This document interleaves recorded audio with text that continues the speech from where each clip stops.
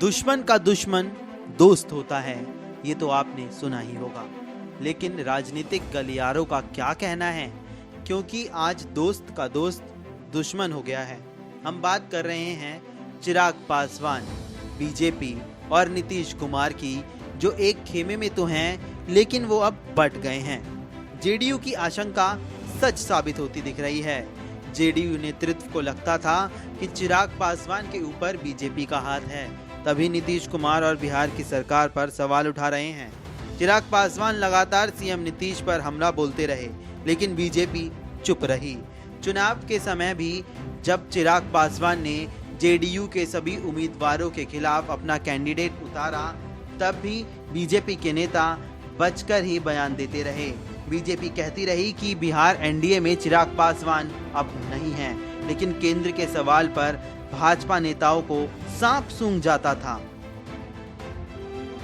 भाजपा नेताओं के इस रुख से एक प्रमाण जरूर मिल रहा था कि लोजपा और बीजेपी के बीच अंदर ही अंदर साठगांठ है। अब जबकि इस बार के चुनाव में लोजपा ने जेडीयू को सीधे सीधे नुकसान पहुंचाया, इसके बाद अब चिराग पासवान की तरफ से पीएम मोदी से अपनी मां रीना पासवान को राज्यसभा भेजने की मांग भी की जाने लगी है। इस बार के विधानसभा चुनाव में लोजपा अकेले दम पर चुनाव लड़ी। लोजपा के टिकट पर बीजेपी के करीब 50 से अधिक नेता चुनाव लड़े। बीजेपी नेताओं को टिकट देकर मैदान में उतारने का नुकसान सीधा सीधा जेडीयू को हुआ। असर ये हुआ कि जेडीयू जीतने वाली सीट हार गई और संख्या घटकर अब 43 रह गई है। लोजपा को भले ही एक सीट मिला हो, लेकिन 2 दर्जन से अधिक सीटों पर वोट काटकर सीधा उन्होंने जेडीयू को नुकसान पहुंचाया है। इस तरह से एनडीए में अब बीजेपी बड़े भाई की भूमिका में आ गई है। बीजेपी के 74 विधायक चुनाव जीत कर आए हैं, वहीं जेडीयू की बात की जाए तो उन्होंने मात्र 43 सीटें ही जीती हैं। जानकार बताते हैं कि बीजेपी को बड़े भाई की भूमिका में लाकर खड़े करने के बाद लोजपा अब इनाम मांगने लगी है।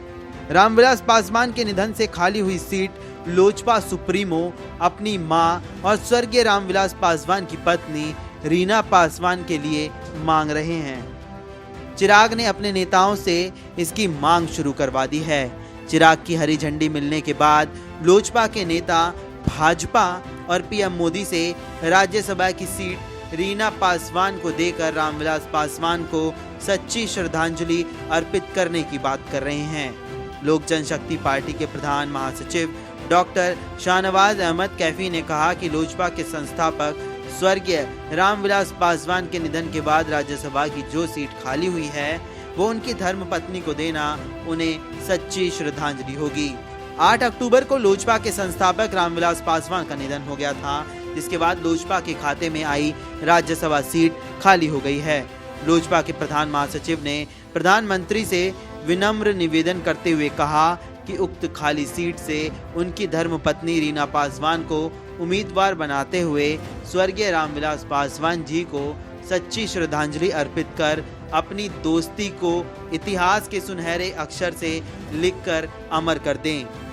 उन्होंने मांग की है कि लोजपा के संस्थापक रामविलास पासवान के निधन के बाद राज्यसभा की जो सीट खाली हुई है, वो उनकी धर्मपत्नी को देना उन्हें सच्ची श्रद्धांजलि होगी। चिराग पासवान द्वारा नीतीश कुमार को जेल भेजने की बात कहे जाने के बाद जेडीयू को छोटे भाई की भूमिका में लाकर खड़ा करने के बाद नीतीश कुमार किसी कीमत पर अब लोजपा को एनडीए में एंट्री नहीं करने देना चाहते। राजनीतिक जानकारों का कहना है कि नीतीश कुमार भले ही एनडीए में छोटे भाई की भूमिका में हो, लेकिन यह सर्वविदित है कि जो वो ठान लेते हैं वो करते हैं। वैसे भी रामविलास पासवान सिर्फ बीजेपी के सहयोग से नहीं, बल्कि जेडीयू विधायकों के सहयोग से राज्यसभा गए थे। इस बार भी जेडीयू के सहयोग के बिना यह संभव नहीं है। अब देखना दिलचस्प होगा कि लोजपा की इस मांग पर बीजेपी का क्या रुख होता है।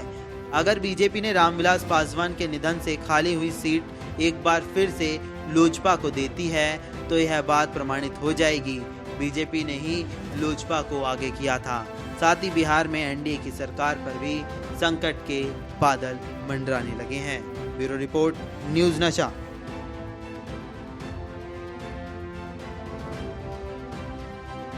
और आप हमसे जुड़े रहने के लिए सब्सक्राइब करें YouTube पर, फॉलो करें ट्विटर पर और लाइक करें Facebook पर। और ज्यादा जानकारी के लिए न्यूज नशा की वेबसाइट पर जाएं। आपको टाइप करना होगा सिर्फ न्यूज नशा।